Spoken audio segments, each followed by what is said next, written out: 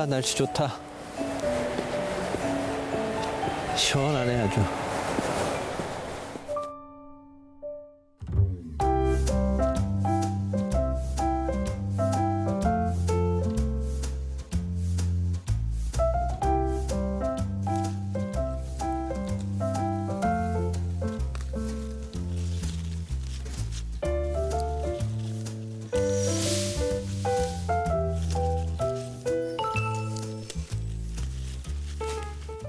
안녕하세요. 안녕하십니까. 대표님이 정말 유기농인가 봐요. 이파리에 벌레 먹은 구멍들이 있네요. 아, 그래요? 지금 여기에서 재배하시는 쌈채소 종류가 한 몇 가지 정도 되죠? 계절적으로 다릅습니다만은 네. 보통 한 8가지에서 한 9가지 정도를 저희들이 파종을 해요. 그래야 소비자들이 다양하게 계절적으로 맛볼 수 있게끔. 왜 쌈채소가 아주 예쁘게 반짝반짝하게 나오려면 유기농을 하면 안 된다는 말들도 있는데. 네. 유기농이라 하면은 네. 건강한 채소 네. 뭐 이렇게 받아주면 더 좋겠고, 네. 특히 또 유기농 하면은 맛이나 향이나 이런 것은 더 진하나 네. 사람 육안으로 봤을 때에는 조금 뺀물이 좀 약할 수도 있죠. 공심채도 심어 놓으시고 뭐 많네요. 케일도 있고. 이렇게 다양하게 심어놓은 이유는 네. 도시 소비자들이 이 체험 공간을 네. 오셔가지고 박스 하나 가지고 와서 자기들이 드실 만큼 따가고 저희들은 또 그런 킬로그램으로 저희들이 또 돈을 받고. 근데 여기 3도씨 네. 채소라고 써 있는데 그 3도씨는 뭘 말하는 거죠? 채소가 숨을 멈추고 있는 상태. 그래서 이 포장에다 담아놓게 되면은 빨리 엽록소가 파괴가 돼. 그래서 저온 3도씨에다가 유지를 해놓고 소비자한테 갈 수 있게끔.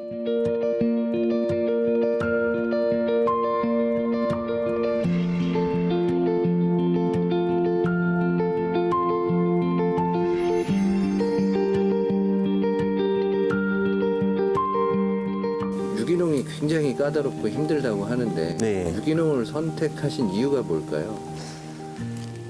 뭐 가족들 건강이죠. 내 가족이 좀 건강에 안 좋은 애가 하나 있어요. 네. 큰 애가 건강이 안 좋아서 그 이유를 찾다 보니까 우리 먹거리가 그만큼 소중하다는 것이죠.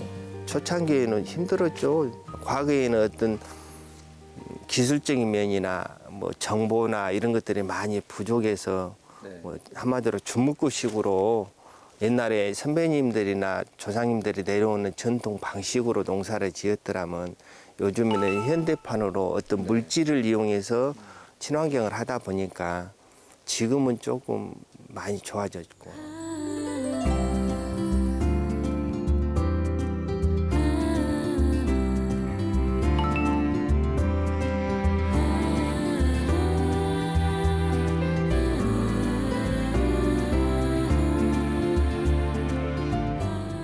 입을 따는 것보다 폭을 채워야 더 맛있거든요. 근데 진짜 이렇게 바로 따서 먹어도 되니까 좋은데요. 이게 물에 씻어서 먹는 거하고 바로 따서 먹는 거하고 또 맛이 차이가 많이 나잖아요. 채소는 일단 물 단 거보다 물 안 닿고 그냥 먹는 게 훨씬 더 맛이 좋은 것 같아요. 향도 더 풍부하고.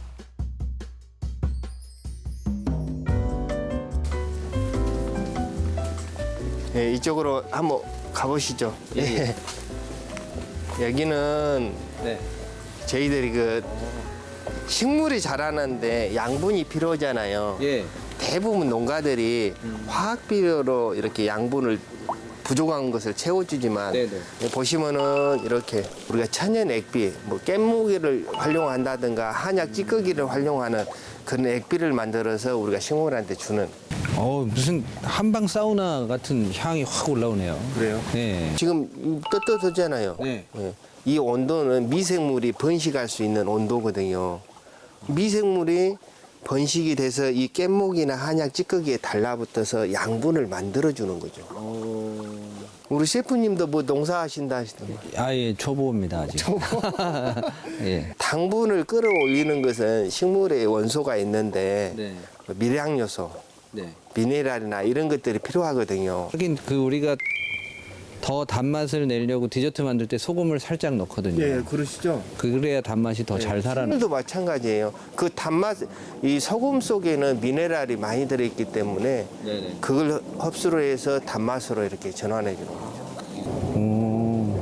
한번 꼭 적용 한번 해보겠습니다. 네, 그러세요. 근데 레시피를 좀 알려주셔야지.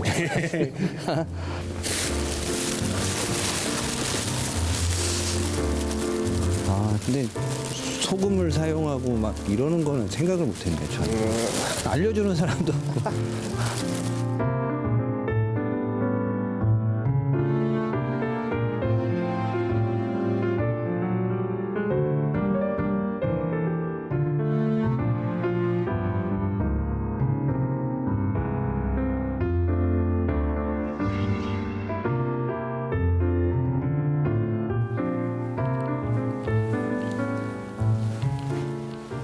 안녕하세요.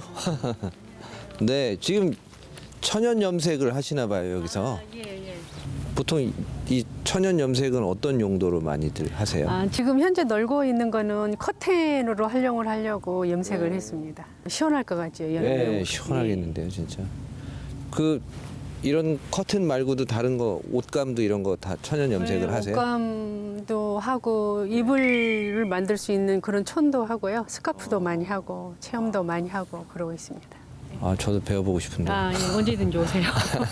오늘 그러면 그 음식을 좀 해서 예. 같이 식사하실 수 있게 제가 안에 들어가서 좀 준비를 먼저 예, 하고 지금, 있겠습니다. 예. 조금 이따가 음식 드시러 예, 제가 예. 다시 뵙겠습니다. 네네. 예.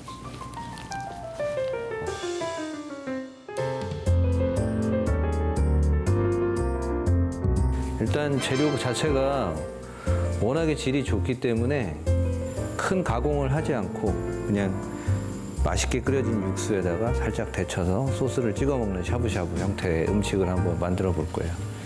음식이 굉장히 간단해요. 이렇게 육수 하나 끓여 놓고 채소 예쁘게 담고 하면은 소스만 만들면 되는 음식이라 일단 건조된 채소하고 다시마 그다음에 멸치 해서 일단 육수를 먼저 우릴게요. 오늘 여기에는 감초도 조금 넣어줄 거예요.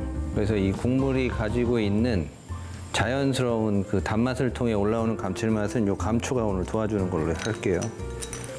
수삼도 하나 넣어주겠습니다. 육수 우릴 때는 너무 바글바글바글 안 끓이셔도 돼요. 한번 끓어오르면 불을 줄여서 천천히 오래 시간을 두고 시머링이라고 하거든요. 약간 방울이 보글보글 아주 천천히 올라오는 그런 상태에서 육수를 내주는 게 훨씬 더 많은 다양한 맛들이 빠져나와요. 그래서 너무 세게 끓이지 않도록 할게요. 사모님 혹시 그 소스 만들 건데 네. 간장 소스 같은 거나 혹시 장아찌 담그신 거 그 소스 좀 있을까요? 그럼 저희 집에 그 네. 특별한 장아찌 소스 드릴까요? 네, 주시면 한번 만들어 볼게요. 네. 예. 그런데 단지째 드릴게 우와. 근데 이게 어떤 소스예요? 간장 소스인데요. 제가 네. 만드는 특별 저희 집만의 비법 소스예요. 이걸로 주로 만드시는 게 뭐가 모든 있을까요? 장아찌를 다 이걸로. 아, 장아찌를 이걸로 만드세요? 귀한 거네요. 예, 좋은 것만 다 들어있어요. 조금만 덜어서 쓰겠습니다. 아, 예. 고맙습니다. 일단 간장 소스 하나 만들고요.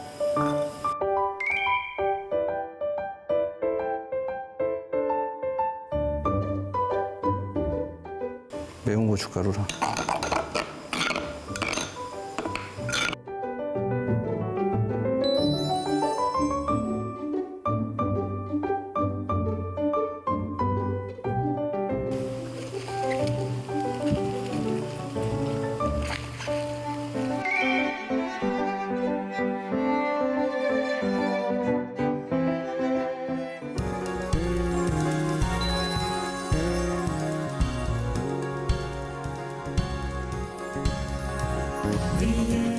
자, 준비됐습니다.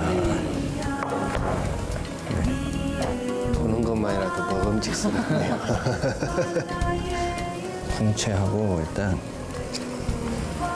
버섯도 좀 넣고 고기를 좀 넣어야 되죠. 넣으셔도 됩니다. 좋아합니다. 궁채하고 먼저 차돌박이를 우리만 먹어요? 셰프는 안 드시고? 네, 저는 이렇게 오늘 해드리는 겁니다. 이런 영광을. 네. 일단 여기 앞에 있는 소스는 요건 좀 매콤하고요. 요건 좀 상큼하고 요건 좀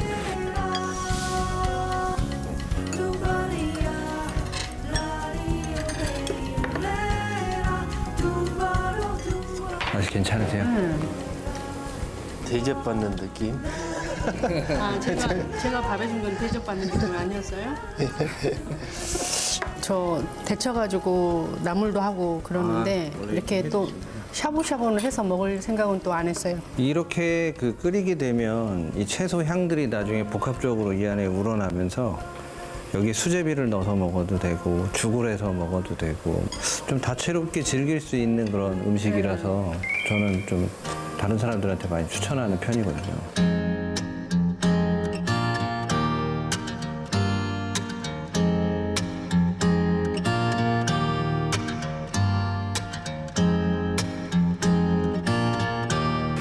저도 오늘 와서 보니까 오늘 대표님, 사모님 두 분 통해서 예전에부터 들었던 얘기가 이제 이거였구나라는 생각이 좀 많이 들었거든요.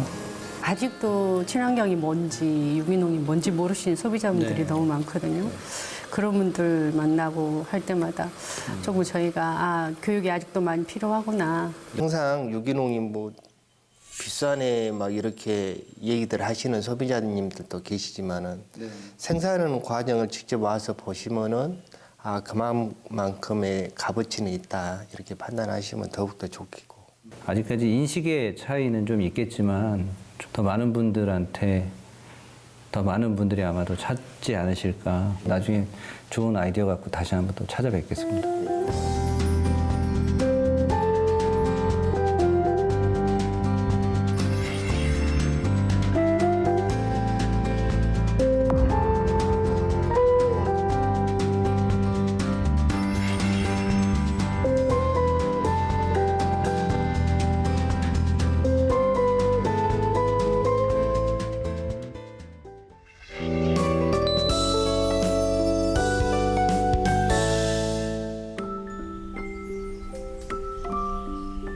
계절마다 아름다운 풍경과 향기를 선물하는 자연. 한국 화가 신은미, 해금 연주자 손수영이 다양한 색과 향으로 물든 전라북도 정읍을 만납니다.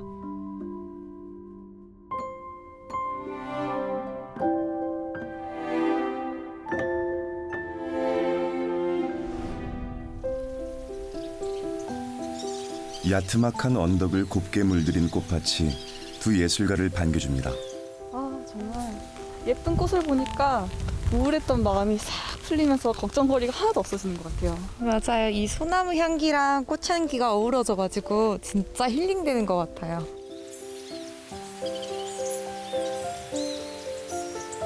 음력 9월 9일에 채취하면 그 효능이 뛰어나다고 해서 이름 붙여진 구절초.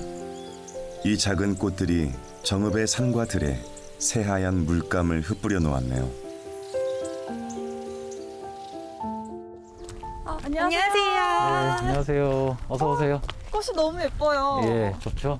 지금이 최고 절정기예요. 구절초 면적만 한 15헥타르라고 해서 5만 평 정도 됩니다. 우와. 전국 최대 규모죠.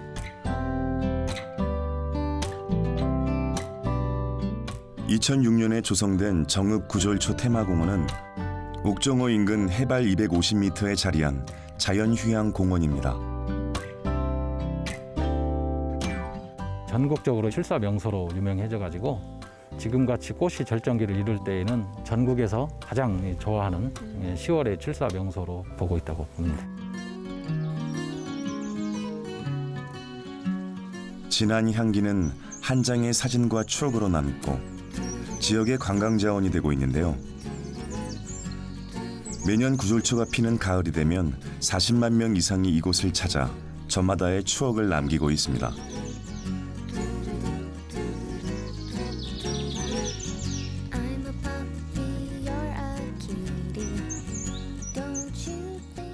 구절초가 너무 예뻤어요. 사실 예술이라는 것도 아름다움을 추구하는 부분이 가장 크잖아요. 그 부분과 마찬가지로 그냥 아름다우니까 별 생각도 안 났던 것 같아요. 분홍빛, 하얀빛 구절초들이 막 흩날리면서 마치 노래하는 것 같았어요. 와, 산내음과 꽃내음이 섞여서 너무 향기로운데요. 정읍의 농민들은 구절초를 농촌의 자산으로 키워가고 있습니다. 안녕하세요, 사장님. 네, 반갑습니다. 지금 뭐 하시고 계시는 거세요? 아, 이거 구절초 차를 만들려고 꽃을 따고 있는 거예요. 저는 구절초 바라보고 감상만 했지 이렇게 여러 가지로 쓰이는지 처음 알았어요. 저희도 농사를 짓기 전에는 몰랐어요. 근데 이제 옛날 어머니, 아버지, 할아버지들이 이게 몸이 따스워지는 식품이다. 농민들은 몸에 이로운 꽃의 효능을 높이기 위해 수확 시기에 특히 신경을 씁니다. 너무 크거나 작지 않은 꽃을 때에 맞춰 수확하죠. 구절초가 군락을 이루고 있었을 때는 구절초들이 합창을 하는 느낌이었는데 하나하나 섬세히 보니 독창의 무대를 가진 구절초 같아요. 구절초는 정말 여러 가지 모습을 보여주는 것 같아요. 꽃잎을 낮은 온도에서 20시간 정도 바짝 말리면 차로 즐길 수 있는데요.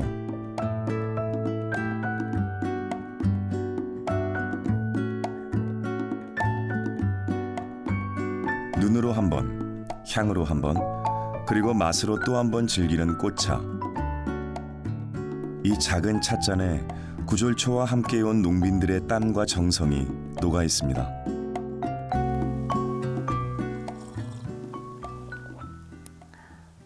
향기는 되게 은은하고 맛은 약간 씁쓸하면서 구수한 향이 있네요. 차를 마시고 모든 도움이 되었다. 그랬을 때 더 뿌듯한 거예요.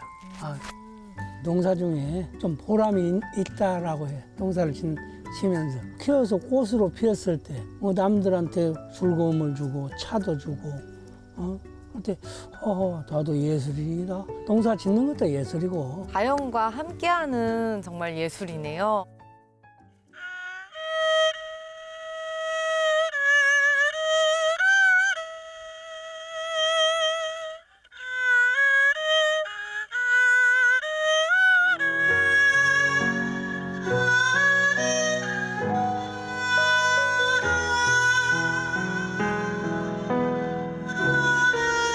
흔한 들꽃의 가치를 알아본 농민들. 삶의 터전을 소중히 여기는 마음에서 나온 자연의 선물입니다. 경관 농업을 말로만 들어봤지 직접 이렇게 찾아와서 체험하고 느껴보니까 정말 하나의 농업이 예술이 될 수 있구나 이런 생각을 하게 됐고 너무 여기서 힐링되고 즐거운 시간 보낸 것 같아요.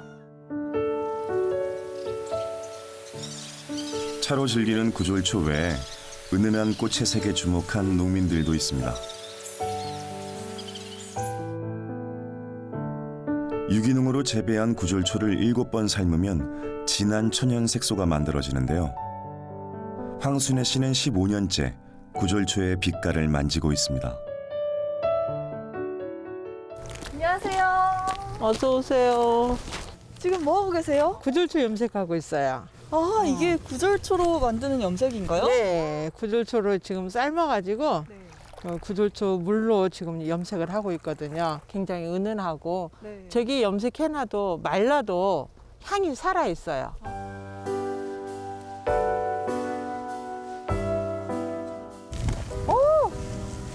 색이 너무 은은하고 예뻐요.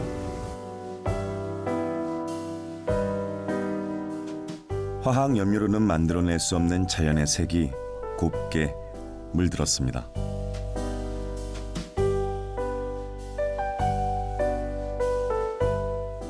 아, 이거 제가 첫 염색한 건데 색도 잘 나온 것 같고 너무 뿌듯하네요. 너무 좋아요.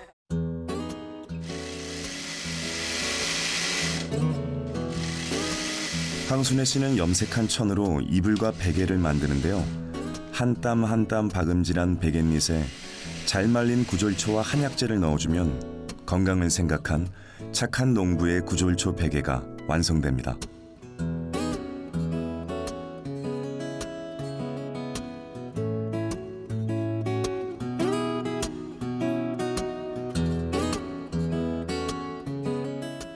본초 과목에 잠 못 자고 머리 아픈 사람들한테 좋았다고 그래서 어른들이 이걸 벽에로 써셨어요. 그래서 저도 그걸 응용해서 이렇게 이제 천연 염색에다가 넣어서 만들어서 쓰고 있어요.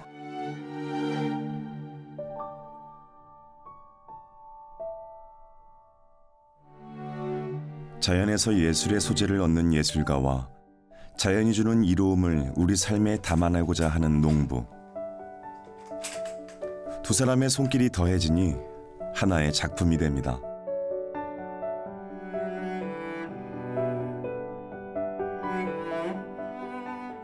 완성했어요. 아, 너무 예뻐요. 구절초 염색에다가 이렇게 구절초를 그려니까 구절초가 살아있는 것 같아요. 선생님의 작품에 제 그림을 더하니까 네네. 너무 뿌듯하기도 하고. 예술도 정말 정성이잖아요. 내 정신을 다해서 하는 거고 농업도 정말 내가 정성을 들여야만이 그 수확이 생기는 거고 그 대가를 받을 수 있잖아요. 네. 그래서 예술이나 농업이나 어쩌면 같은 작업이 아닐까 싶네요. 너무 고운 거예요. 이 꽃처럼 아름다운 색을 내는구나라는 생각이 들었어요. 정읍의 또 다른 향기를 만날 수 있는 곳. 그윽한 차향을 간직한 자생 녹차밭인데요. 우리나라의 3대 차 생산지 중 하나인 정읍에선 고유한 맛과 향을 지닌 녹차가 자라고 있습니다. 네, 안녕하세요. 어서 오세요. 녹차밭이 엄청 네. 크네요. 네. 저는 여기 이렇게 정읍에 차밭이 있는지 몰랐어요. 저희만 해서 총 심어진 게 한 5헥타 됩니다. 여기 5만 평. 그렇구나. 근데 이 녹차가 그냥 녹차가 아니라고 그러던데요. 정읍은 자생차라고 합니다. 자생차. 자생녹차. 딴 데는 삽목을 해요. 녹차를 꺾어서 물몽대 심는데 정읍은 전부 다 씨로 심었어요. 네, 그래서 자생에 나 있는 씨앗을 심어서 자생녹차, 자생차 그러겠습니다. 농부는 정읍 자생차의 명맥을 잇기 위해서 오롯이 땅과 자연의 힘만으로 차를 기르는데요. 여린 녹차잎을 골라 손으로 직접 따기 때문에 찻잎에 손상이 없고 깨끗한 형태를 유지할 수 있다고 합니다. 차 따는 게 손으로 뚝뚝 따고 그렇게 쉬운 일인 줄 알았는데 일일이 이 많은 걸 사람 손으로 따서 이렇게 말리고 덮고 한다는 게 정말 힘든 일인 것 같아요. 그러니까요. 우리가 차를 그냥 허투루 먹었던 것 같은데 맞아요. 이런 것들을 보면은 진짜 한 입 하나하나 좀 소중하게 다뤄야 될 것 같은 생각이 들어요. 그러니까요. 굉장히 귀한 식품이었던 거예요. 갓 따온 찻잎은 숙성 과정을 거친 후 고온에 솥에 넣고 덮는데요. 덕금과 비비기 과정을 7, 8번 반복하면 부드럽고 깔끔한 정읍 자생 녹차를 만날 수 있습니다.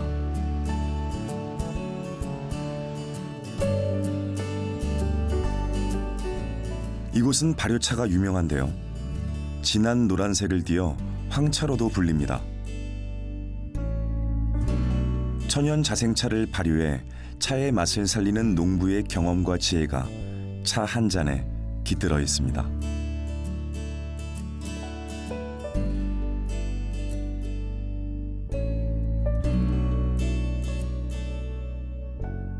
발효차는 녹차의 잎을 따서 발효를 시키는데 시간이 많이 걸려요. 그래서 인위적으로 사람이 습도나 온도를 조절을 해줘요.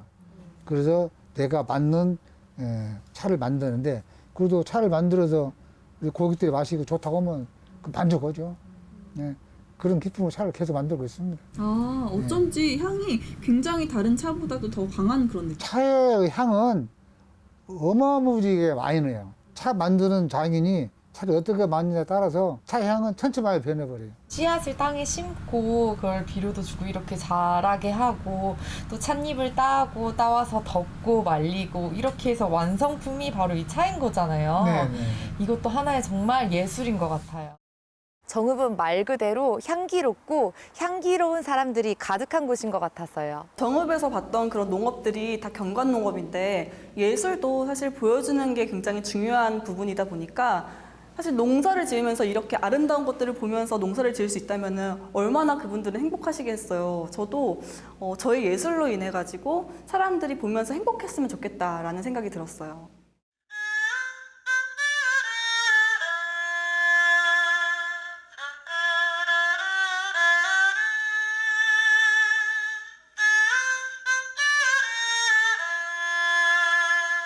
불어오는 바람길마다 싱그러운 자연의 내음을 뿜어내는 곳. 주민들이 빚어낸 향은 이제 지역의 농업 유산으로 발돋움하고 있는데요.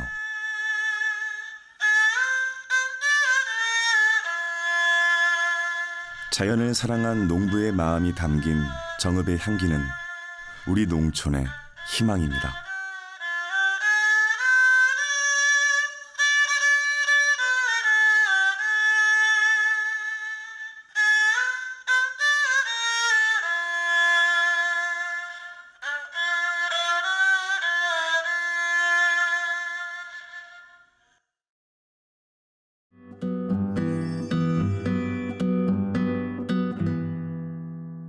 응급실을 수시로 다녔어요. 수혈 다시 하고 또 좀 생활하다가 또 쓰러지면 또 수혈 맞고. 뜻밖의 화재는 그녀를 또다시 무너지게 했죠. 제 나이가 26살이었거든요. 그러니까 내가 감당할 수 있는 그런 수준이 아니라 많이 휘청휘청하죠. 뿌리까지 다.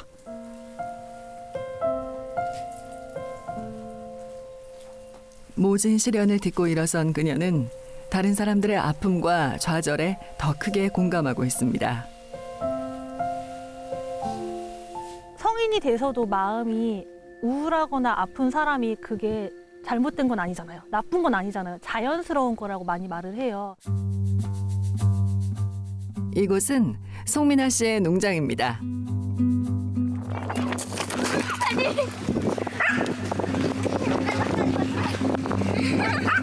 아이들에겐 마음껏 뛰고 동물들을 만날 수 있는 곳이죠. 야, 너 이거 먹니? 먹어봐. 그리고 숲속에 걸어둔 밧줄 몇 개만으로도 신나는 놀이터가 됩니다. 근데도 타고 이렇게 놀고 요리도 하고 화분 만들기나 이거 키우는 거가 재밌어요, 가장. 친구들이랑 놀고 그리고 그 동물들이랑 노는 게 좋아요. 제일 바깥쪽 있는 입으로 이렇게 손가락 넣어서 뜯다고. 선생님 여기 중간에 끊어졌어. 몸이 불편한 노인과 장애인은 물론 휴식과 충전이 필요한 아이들과 어른들도 이곳을 찾고 있는데요. 일상에서 지친 몸과 마음에 치유라는 두 글자를 채울 수 있기 때문입니다. 농장에는 숲도 있고 식물도 있고 동물도 있고 여러 가지 채소, 과수들이 있잖아요. 그래서 그런 걸 돌보고 이런 걸 느끼면서 내면 안에서 이렇게 정서적인 안정과 신체적인 회복을 이루는 데 주 안점이 맞춰져 있어요. 치유의 시간은 모두에게 필요하죠. 학업과 진로 때문에 마음이 지친 고등학생들도 작은 이끼와 함께 시간을 보내며 기분 전환을 합니다. 마리모라고 한 1, 2년 전부터 되게 유행했던 이끼예요. 동그랗게 생긴 이끼인데 마리모에 대해서 이야기를 해보고 또 이 식물한테 필요한 것과 필요 없는 것 그리고 또 우리 친구들한테 앞으로 진로에 대해서 같이 이야기를 나누고 어떤 점이 나한테 긍정적인 역할을 주는지 또 부정적인 역할을 주는지 그런 것도 같이 이야기해보고 농장 뒤뜰에선 10여 마리의 동물들이 살고 있는데요. 학생들은 동물에게 건강한 먹이를 직접 만들어주며 평화로운 시간을 갖습니다.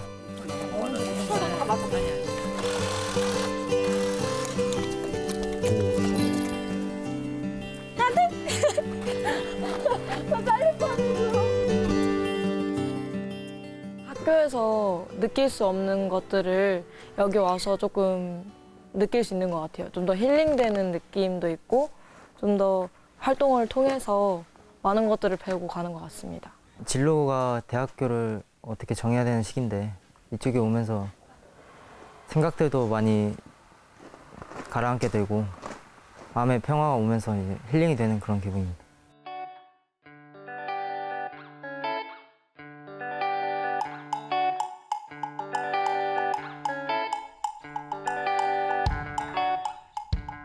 송민아 씨는 대학에서 재활학을 공부하고 직장 생활을 시작했습니다. 하지만 원인을 알 수 없는 병 때문에 일상을 지속할 수가 없었죠. 10m만 걸어가도 막 얼굴이 노래지고 막 하얘지면서 자꾸 쓰러지는 거예요. 병원에 가도 정확하게 이제 변명은 안 나오고 막 2달씩, 막 3달씩 하혈을 계속해요. 그러면 사람이 살 수가 없어요. 저는 막 응급실을 수시로 다녔어요. 직장을 잡아서 들어갔는데 거의 뭐 매일같이 하혈을 하고 막 쓰러져서 전화가 오고 저희는 울면서 달려가고 하면서 이게 도저히 사회생활을 이 아이가 해나갈 수 없겠구나, 제 동생이. 모든 것을 내려놓고 부모님이 농사짓는 시골로 내려간 미나 씨. 그녀는 그곳에서 몸도 마음도 회복이 됐습니다. 농촌이 주는 치유의 힘을 직접 체험한 거죠. 밥 먹는 게 제일 중요하잖아요. 건강한 밥 먹는 거. 건강한 식재료로 아침, 점심, 저녁을 이제 농장에서 재배를 한 걸로 먹으니까 그 부분이 저는 이제 제일 많이 건강해졌다고 또 생각을 하고요. 그다음에 두 번째로 자연이죠. 사람은 자연에 가까이 있었을 때 그만큼 불균형이 됐던 몸 같은 게 다시 균형을 맞춘다고 많이 말을 하잖아요. 네, 그런 부분에서 많이 회복을 됐어요. 네. 이후 그녀는 대학원에서 원예학을 공부하고 상담학을 전공한 언니와 함께 특별한 농장을 열기로 마음먹었습니다.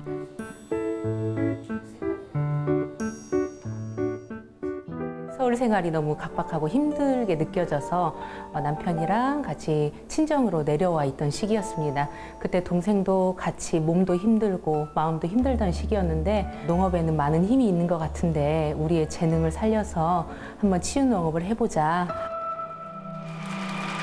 하지만 손님 맞을 준비를 마친 농장엔 뜻하지 않은 불행이 찾아왔죠. 하룻밤 화만은 삶의 터전과 꿈을 제로 바꾸어 버렸는데요. 자매를 다시 일으켜 세운 건 이웃들의 마음이었습니다. 한 번씩 택배가 오는 거예요. 택배가 오면 거기에 막 청소기, 양말, 치약, 생필품이 다 들어있어요. 그러면서 이제 편지가 있는 거죠. 이것 또한 지나가리라. 아무리 기뻐도 그것 또한 지나가는 내용이고 그래서 자만할 필요가 없고 아무리 슬픈 일이 있더라도 너무 낙심할 필요 없다고요. 그것 또한 지나가니까. 그래서 약간 그런 마음 가지면서 그 한 1, 2년을 견뎠죠. 인내하고.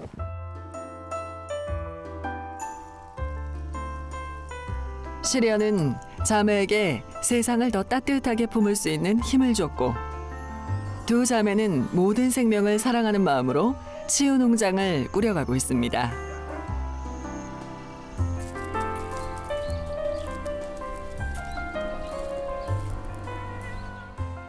우리가 정말 어렵고 힘들고 했을 때 그때 우울하고 좌절했을 때 그때 다시 일어났던 게 이 나무를 보면서 다시 생각할 수 있는 것 같아요. 그래서 우리 초심 마음이 치유 농업을 하면서 사람들을 좀 도움이 되는 존재가 되고 싶다라는 마음으로 이걸 보면서 자꾸 새기자라고 한 번씩 말을 해요.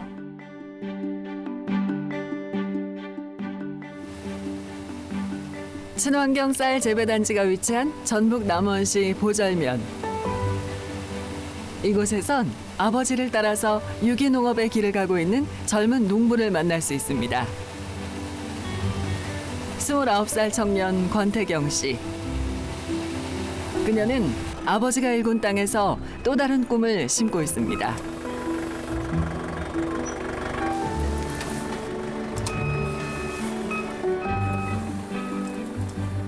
땅은 선배에게 물려받은 것이 아니라 후배에게 빌려받은 것이다. 그게 맞는 것 같아요. 아버지가 이렇게 건강한 땅을 저에게 물려주셨듯이 후배에게 빌린 땅을 다시 건강하게 돌려주고 싶은.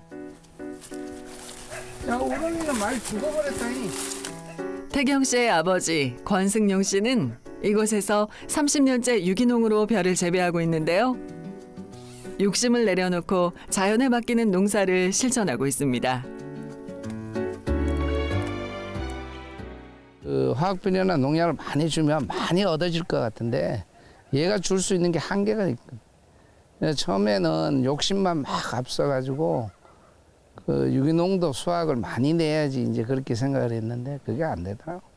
그리고 현대적인 의술로 다 못 고치는 그런 지병들이 있는 분들이 받아서 이렇게 드시고 고맙다고 생각하는 그런 부분은 상대적으로 내가 얻어지는 기쁨이고. 농업대학을 졸업하고 아버지와 함께하고 있는 태경 씨. 이건 고라니야? 응, 고라니.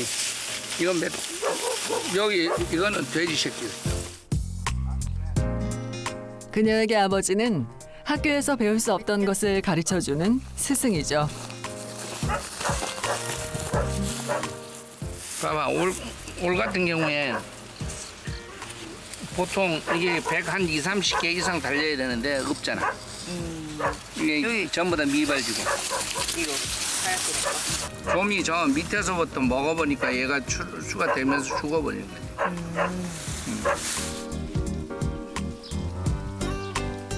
아버지의 농사 기술은 아마 평생 뒤쫓아갈 수밖에 없을지 모르지만 태경 씨가 능력을 발휘하는 부분도 있습니다. 바로 판매입니다. 그녀는 2년째 한 떡집과 계약 재배로 쌀을 납품하고 로컬푸드 직매장에 아버지의 유기농 쌀을 판매하고 있습니다.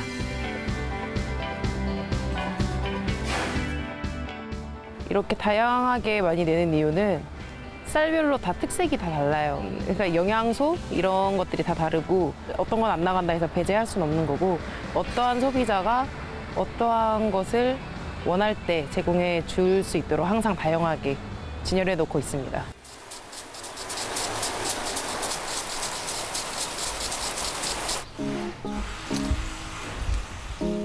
농장에서 판매 담당인 태경 씨는 새로운 도전에 나섰는데요. 온라인에서 쌀을 팔아보기로 한 겁니다. 되게 힘들어요. 전국에 있는 유기농 쌀이랑 경쟁을 해야 되는 거잖아요. 근데 또 한편으로는 재밌어요. 그분들의 쌀을 보면서 같이 성장해 나가는 기분. 재밌어요, 온라인도. 나름대로. 얼마 전에는 유기농 쌀로 막걸리를 만들었는데요. 식품을 전공한 친동생과 한 동네 사는 누룩 장인의 딸, 그리고 상품 디자인에 재능이 있는 지역 청년들이 함께 뜻을 모은 일입니다. 친환경 농산물을 같이 생산하고 있는 동네 어르신분들도 태경아 미안하다, 나는 친환경 못하겠다 그러면서 안 하신 분들도 많았고 그게 너무 안타까워서 동생이랑 그러면 우리 친환경 농산물을 알릴 수 있는 무언가를 만들어보자 이렇게 된 거거든요.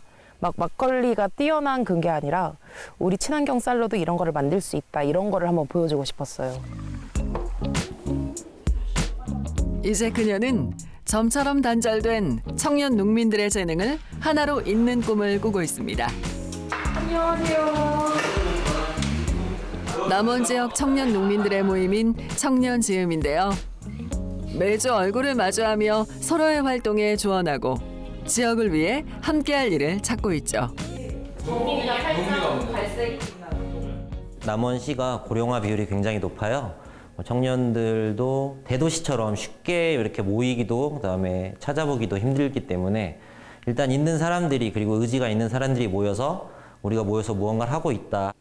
밤늦게 회의하고 뭔가를 행사를 개최하고 이렇게 하고 있어요. 발전을 위해서. 이제 남원시에 숨겨진 청년들이 되게 많아요. 그분들의 재능을 끌어모아서 또 하나의 브랜드를 만들고 싶은 그런 생각이 있어요. 공동체.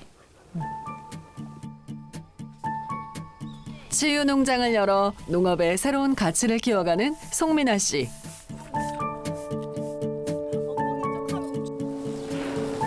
아버지가 일군 땅에서 지역 청년들의 활력을 키워가는 권태경 씨.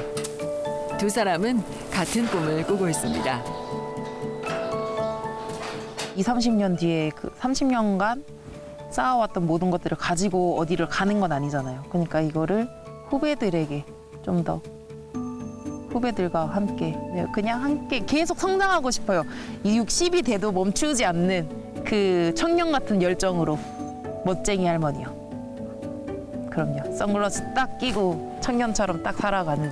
내가 처음에 청년일 때 23살 때 너무 힘들었어요. 나 혼자 땅에서 막 이 모든 걸 이루려고. 근데 그 친구들이 그냥 내가 조금 큰 나무가 돼서 뭔가를 하고 싶을 때 지원도 해주고 일할 수 있도록 도와도 주고 싶고 나 많이 성장하고 있다는 거를 나도 느끼고 그 친구도 느끼면서 같이 성장하고 싶은 게 제일 더 꿈이에요.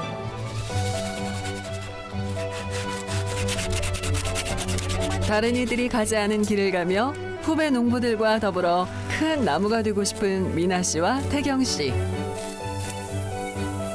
농사를 넘어서 사람을 바라보며 두 청년 농부가 키워가는 꿈은 우리 농촌에 뿌리는 풍요의 씨앗입니다.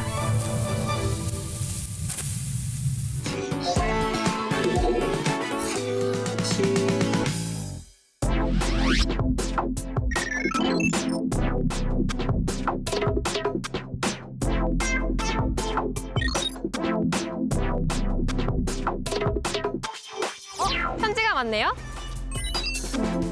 오늘의 작물 피로 회복에 좋은 포도.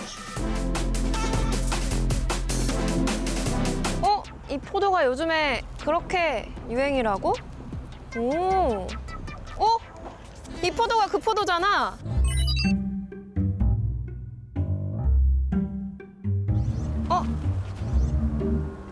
또 왜요? 저 하나만 먹으면 안 돼요? 여기 포도 많은데.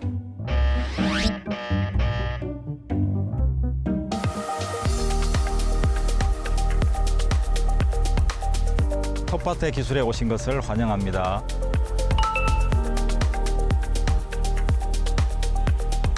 오늘은 포도를 재배하고 싶으시군요. 자, 여기 있습니다. Find the wheel and it goes round, round, round as it spins along. 왕초보 농사꾼 파미가 간다. 포도야 기다려.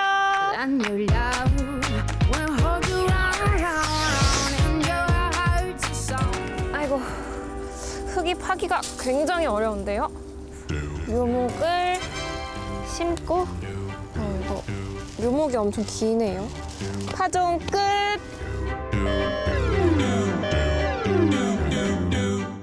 하미 씨, 네. 뿌리는 네. 땅 속에 있어야 되나요? 공기 중에 노출돼 있어야 되나요? 흙으로 뿌리가 노출되지 않게 잘 덮어주셔야 돼요. 퇴비 넣기부터 해가지고 심는 거 다시 심어가지고 그 뒤에 물고랑을 만들어서 물을 충분히 준 뒤에 다시 흙을 덮어서 이 뿌리가 활착이라고 합니다. 네. 땅에 정착할 때까지는 충분한 물을 주셔야 되거든요.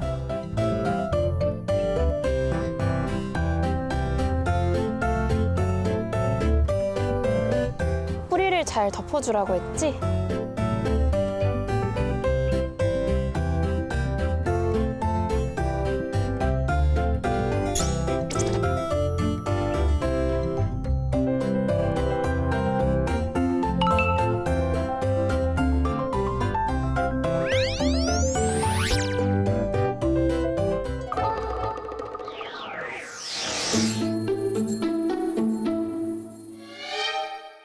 포도는 넝쿨 식물이니까 아마 기댈 곳이 필요하겠지?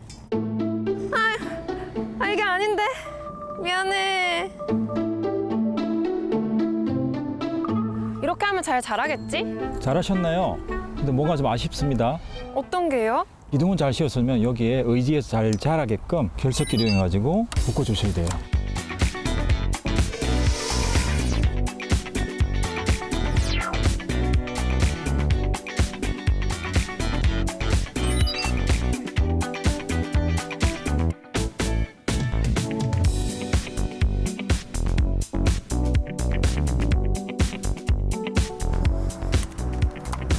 와, 이거 정말 편하네요.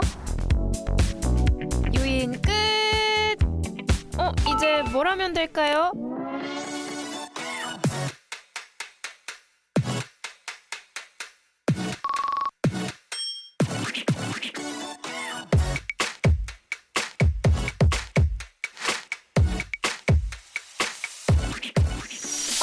지금 뭐 하시는 거예요? 멀쩡한 잎을 자르면 어떡해요? 순 지르기는 곁가지를 제거하는 작업입니다. 광합성에 필요한 잎을 확보하고 빛 에너지가 잎에 잘 도달하게끔 불필요한 새순을 제거하는 작업입니다. 그럼 이제 새순을 다 제거했으니 포도만 기다리면 되나요? 잡초들이 또 많은 양분을 가져가잖아요. 그렇기 때문에 잡초들도 뽑아줘야 됩니다. 여기가 포도밭이야, 풀밭이야. 풀이 진짜 많은데?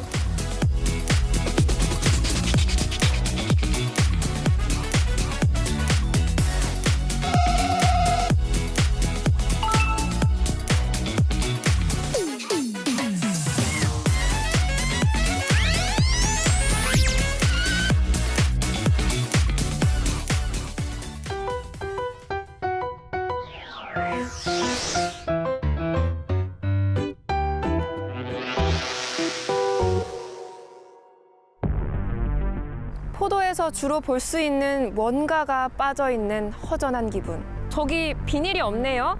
어떻게 된 거죠? 교수님! 여기 있어요. 왜 포도밭에는 비닐을 씌울까 궁금하실 것 같은데 비닐을 안 씌우면은 맛있는 포도를 수확할 때까지 잎이 온전하게 남아있지 않고 각종 병과 해충이 날아와서 포도나무를 다 먹어버리세요. 우리나라는 특히 과일이 자라는 시기 동안 비가 많이 오지 않습니까? 잎이 각종 곰팡이가 감염이 돼가지고 일찍 떨어집니다.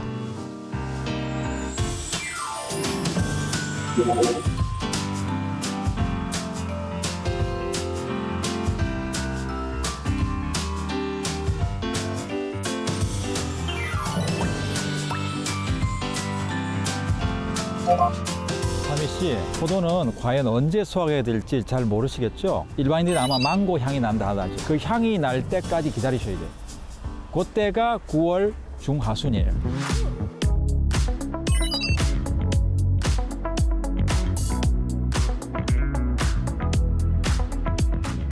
이것 좀 보세요. 정말 이름처럼 너무 반짝반짝하고 맛있게 생기지 않았나요? 알도 정말 크고 먹음직스럽지 않나요? 맛있어요.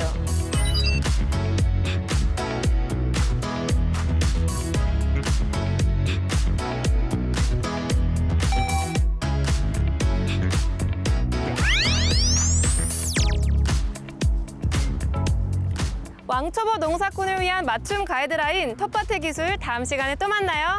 안녕. 안녕. 묘목을 심을 땐 뿌리가 보이지 않게 흙으로 잘 덮어준 뒤 물을 충분히 줍니다. 물이 마르거나 흘러가지 않도록 고랑도 만들어주세요. 나무가 자라면 쓰러지지 않게 지지대에 묶어줍니다. 결속기를 사용하면 유인을 쉽고 빠르게 할 수 있어요. 양분이 분산되는 것을 막기 위해 곁가지를 제거해주는 순지르기도 해주고요. 잡초 뽑기 관리 방법도 잊지 마세요. 마지막으로 망고 향이 가득 나는 포도를 따주면 포도 수확 끝!